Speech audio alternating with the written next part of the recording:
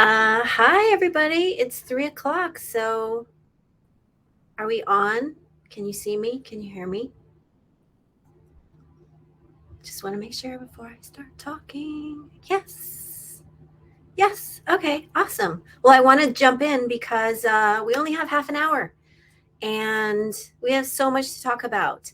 And that's why I know a lot of these sessions are telling you to wait till the end to put in your questions or whatever, but please put in your questions whenever. You can put them in the chat, I guess. So I'll just keep an eye on that as we go along, because there's two parts of my talk today. The first part is how to write your story, and then how to get people to read the story that you write. And I would love to, so that's why, while I'm talking, to put your questions in, so that I can make sure that I'm speaking to what you need to hear from me. Okay, so first introduction. I am Suzanna. Hi. I have been writing on Medium for 6 years now. And found quite a bit of success. So happy about that. I am also now editor, as of the beginning of this year. I'm editor in chief of the Virago, which is a publication by, for, and about women. I've put those links just in case, just to have for later on. In the chat as far as the Viragos. So also you can just follow us because we have fantastic women writers on there and all sorts of topics.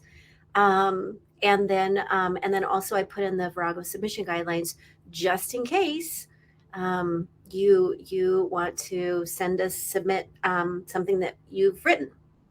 I also put my own page in there because since I've been writing my story on Medium for so long, and I pretty much have the formatting and how to do that down to a pretty good art. Not a genius, but definitely in the, I would say, in the advanced. As a writer on Medium. So I encourage you to, as you're trying to figure out, especially if you're a new writer to Medium, because the formatting on Medium is completely different than anything else online. So you can, I would love it if you would follow me, and also you can read through to see just how much of my story I share. So I wanted to talk about this, how to write your story today, because and welcome everybody who's just joining us.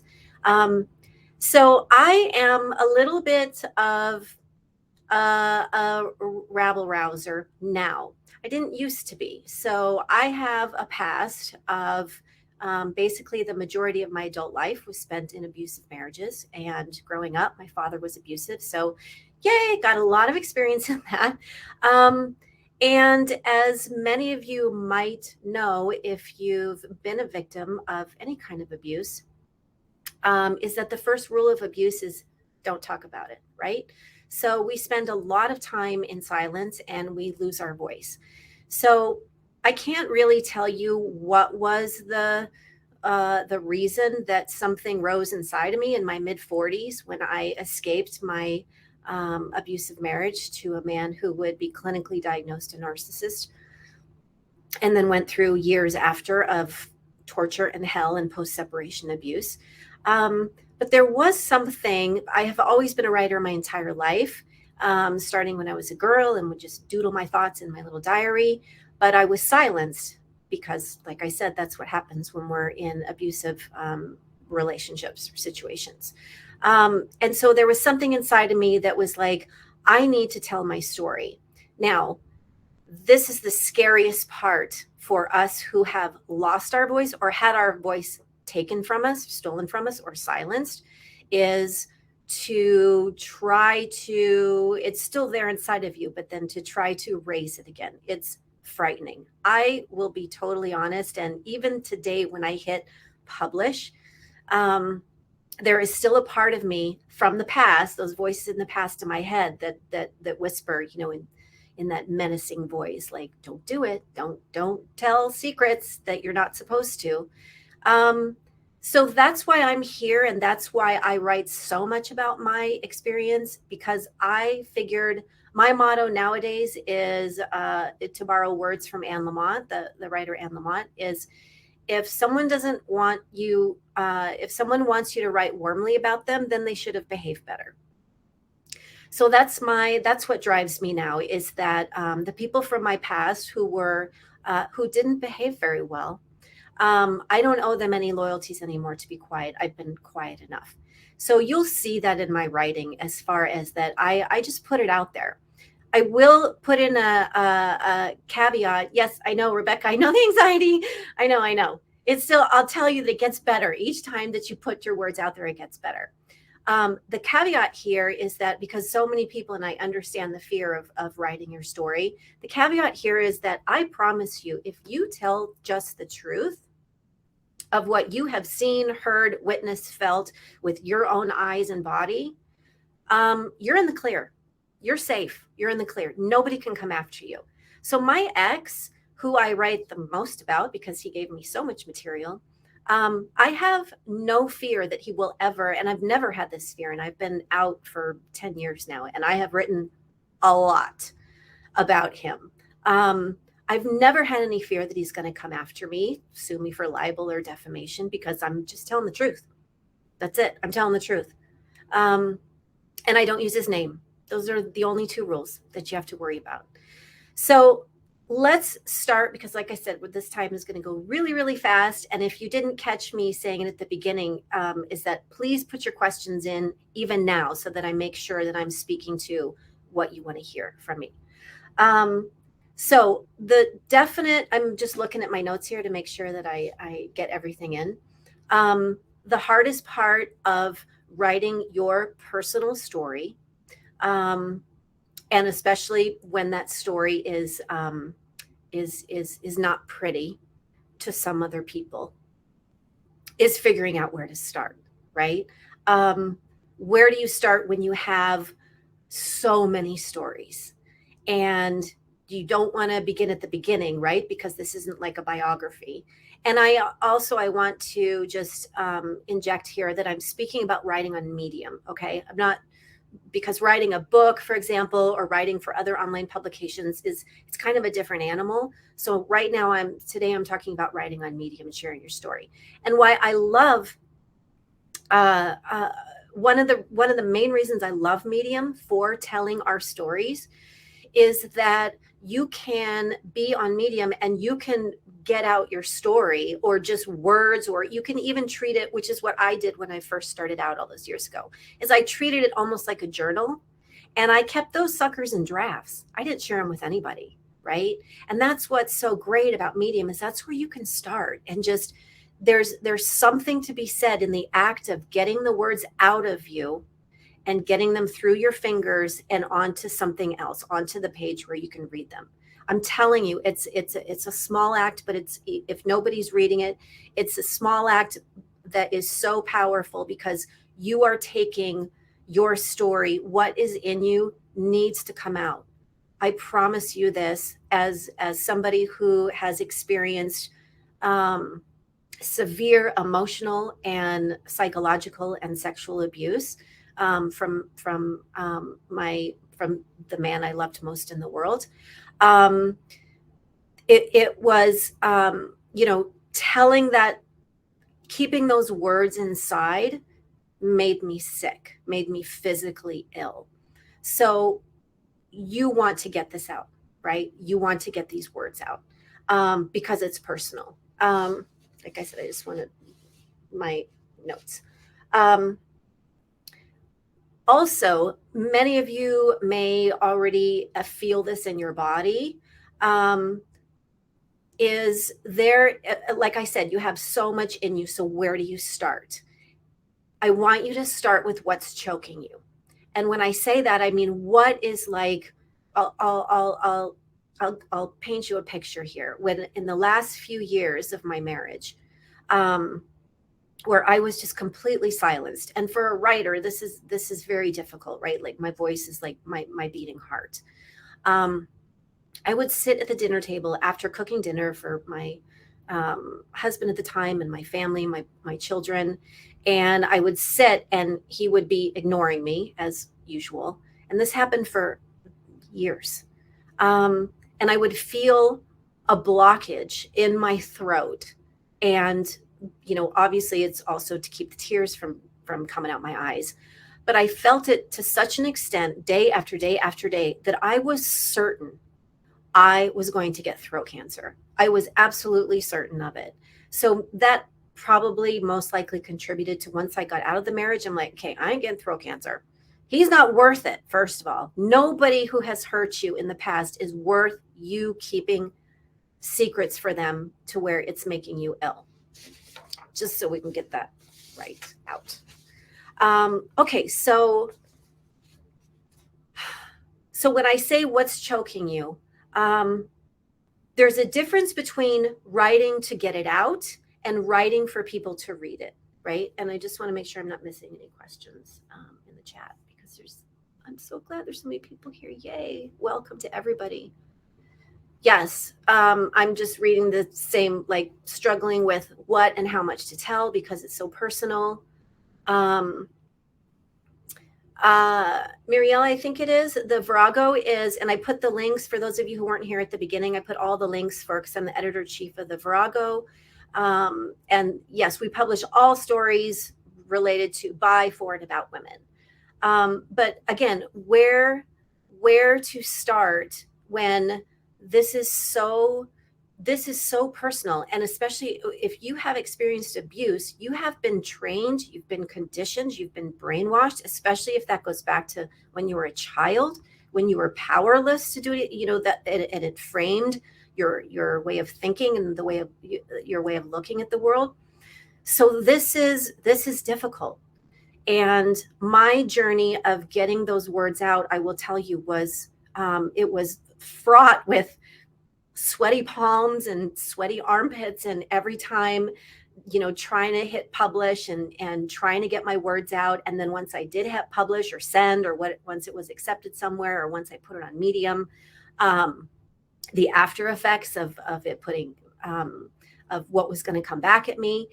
And I want you to know that, and if we don't have time, of course, to talk about the psychological aspect of it on this call, but I want you to, when you are doing that healing work for you personally, I want you to understand that you writing your story and these fears that are coming up about sharing things about people, and possibly people that you're still in contact with, like family members or things like that.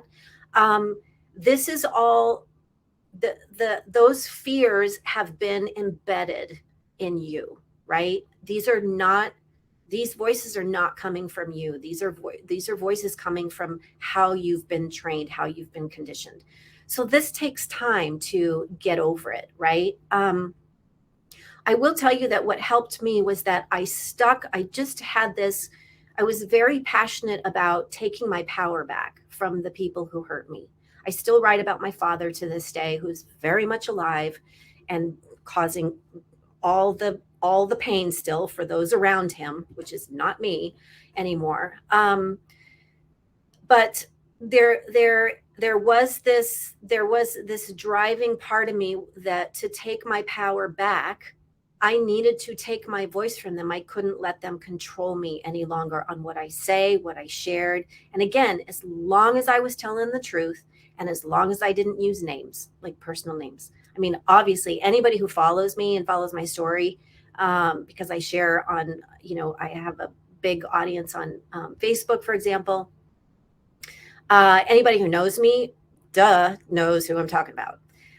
But like I said, as long as you're telling the truth, and as long as you need to start putting yourself first, right? You need to make you a priority, and your health and your mental health and your emotional health a priority. And that's what we want you to do by getting your story out.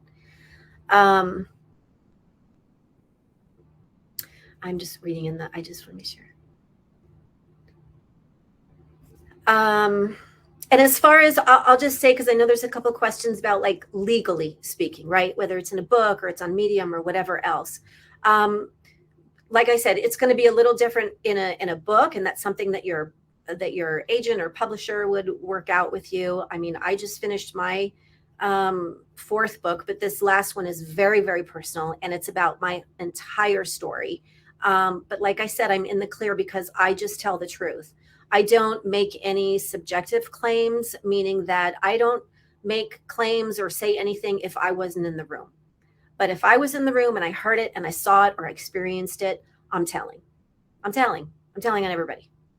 And like I said, now I've gotten to the place where it is kind of this little rebel in me that's like, no, I'm not. You're not going to do this anymore, right? To me, you're not going to control me anymore. You're not going to silence me anymore.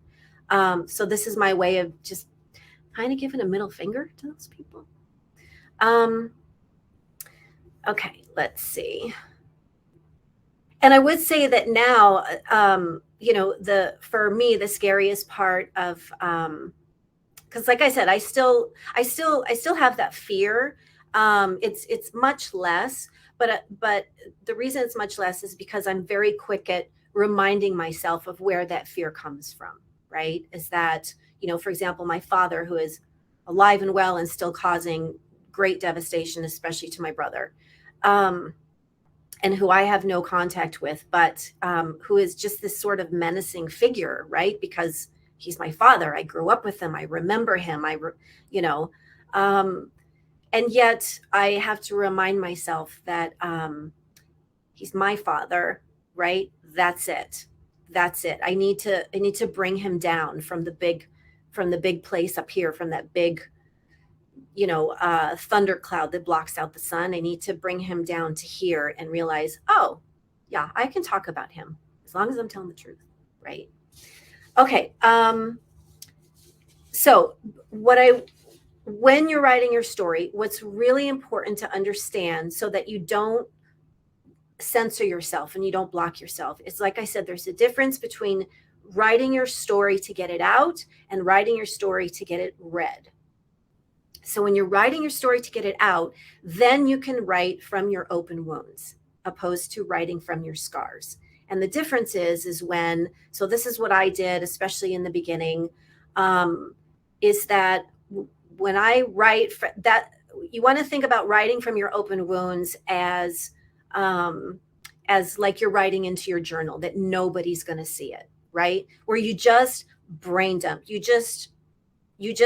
I call them downloads, where it's like, I got to get this out because I don't want it shoved. I don't want it to go inside because of that bad energy, if it's going to get stuck down there. So I want to download it and I want to get right out onto the page. And like I said, that's what I love about Medium, is because you put it into your drafts, nobody is going to see that. But how good is it going to feel to just get it out? Like, the purging feels so good. I am just reading, make sure there are questions. Yes, so that's where you want to write from your open wounds. You don't want to publish from your open wounds, right? You want to publish that from your scars. And what I mean by that is that you have emotional freedom from that story. So, for example, I am in a place now where there is absolutely nothing in my past that I cannot write about, except for one topic, two topics, right? If I did write, I still write about it. For example, one of the topics is my children, who are all grown men, but that's a whole other dynamic that I'm still healing from and trying to deal with the guilt of staying in an abusive marriage and having my children witness that. So I have a lot of guilt that I'm still working out with that. So I don't publish from there, right? Because that's very much an open wound for me. But for the most part, I can talk from my scars, and because I'm emotionally detached from them. So like I said, I put my link to my page. If you want to, you can get a feel of my writing and my stories on my profile on Medium. Everything that I write from there is from a scar, meaning that I remember it. I even remember what it feels like, right? I can remember it like it happened yesterday. But I'm detached from it in that I'm not triggered. I don't get a stomach ache from it. right? And you know how scars are, is that when it first scars over, it's still tender, right? It's still like, you know, and then you have scars that they faded, you can barely see them, you still remember where it came from, right? But it's much easier to tell the story from there. um okay, so I want to, because we're already at 3:20, so I want to, like I said, if you do have questions, please put it in, because I want to now talk about, okay, now you have your story and you want to put it out there on, and like I said, I'm talking about Medium here, in particular, because it has its own set of rules. So as I mentioned at the beginning, so I'm the editor in chief of the Virago, and I see a lot of so I filter through and edit and get a lot of submissions.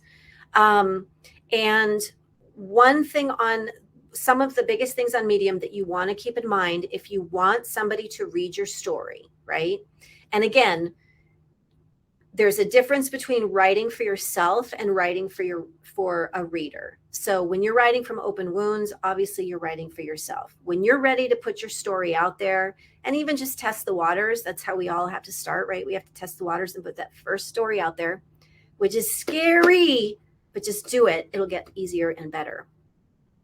So on a place like Medium, if you want to get read, your title, you want to see the title as the door to your story. Okay.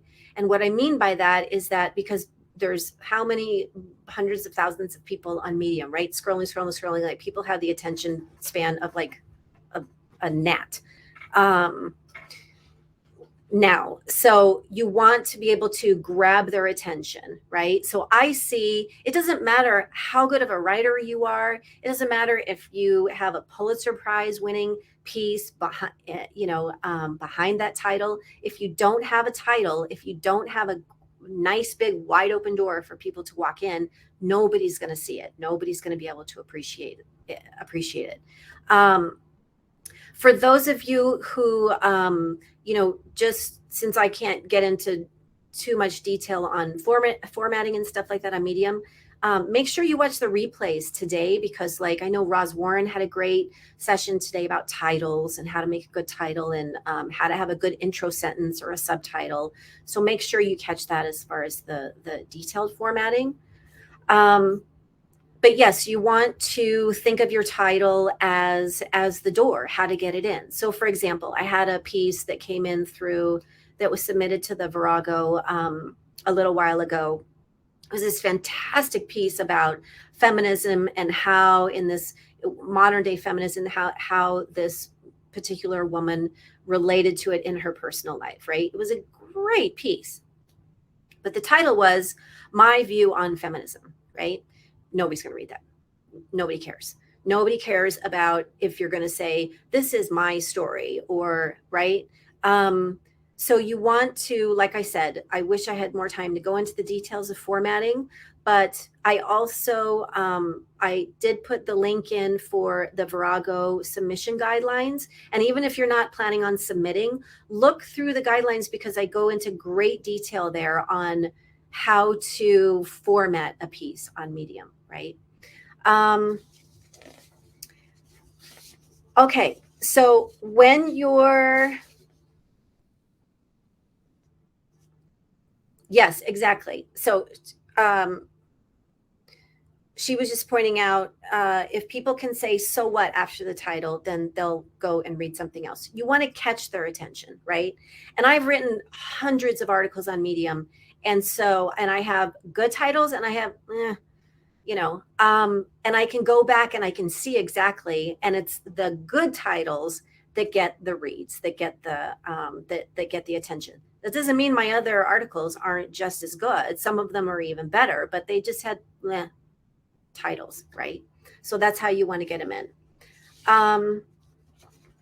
The other thing about when you're writing your story is that you've probably heard this phrase before, but you want to write like you talk. So you want to have a conversational tone, meaning that you're not writing a college essay, you're not writing a college paper. And so something on Medium is that, so you just want to dive right in, right? Like even in your intro sentence and in the body, you want to think about like, and after you've written a piece, one of the good ways that you can self edit is to read it aloud to yourself and then ask yourself, like, okay, if I just went and sat down at a coffee shop and I'm talking to my friend, would I say this? Would I talk like this? And so I always read my words aloud as I go through back to edit. And that is so helpful because I'll ask myself, because when I'm reading it aloud, I'm like, oh my God, I do not talk like that, right? Like it sounds stuffy. It sounds like I'm trying to be pretentious, or I try to, because I have a habit of, I'm a perfectionist. That's my eldest daughter syndrome, I think I got going on.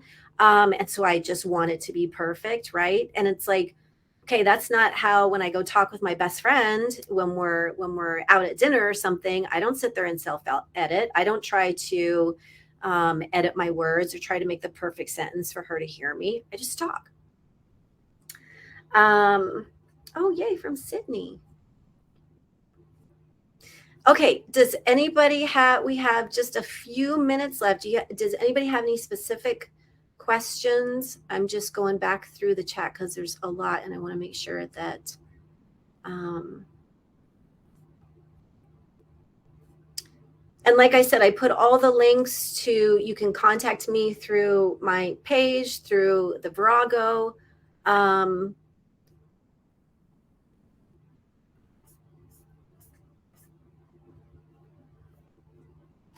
Okay, so yeah, the grief is too much to handle and you can't write. So I got to that place. And what you want to do is, so the obstacle to move out of the way for me, the obstacle to move out of the way was um, I wasn't processing that grief. I wasn't. So you want to think of your experience, your your story as your experience is energy, right? And this is what, so I am also an abuse recovery coach, and I coach specializing in narcissistic abuse, and I've been a coach for years. And this is one of the things that is so key in the healing process is you have to process your that you have to process your feelings. You have to let that energy come in, feel it to heal it, and then go out. So if you can't write, there's something blocked that's getting it stuck in there, right? And probably making you sick. And so you want to just make sure again that it's moving. So figuring out, okay, what's the obstacle here? So for me, my obstacle was fear. Is like, oh, what are people going to think when I put the story out there, when I tell my story, when I share the truth?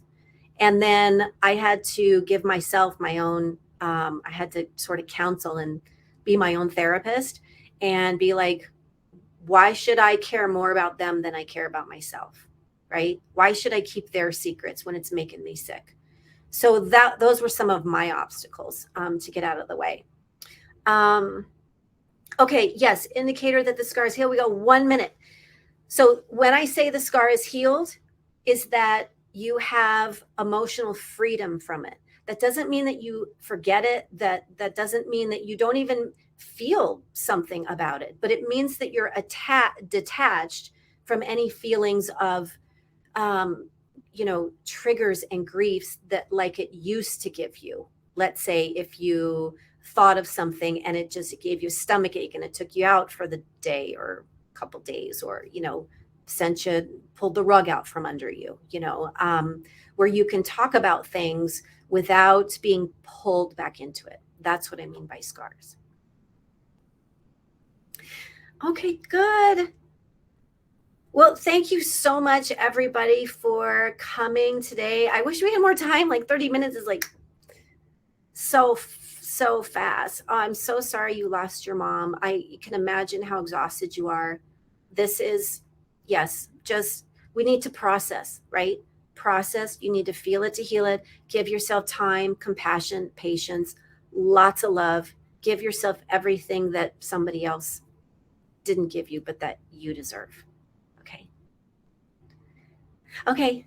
Thank you, everybody.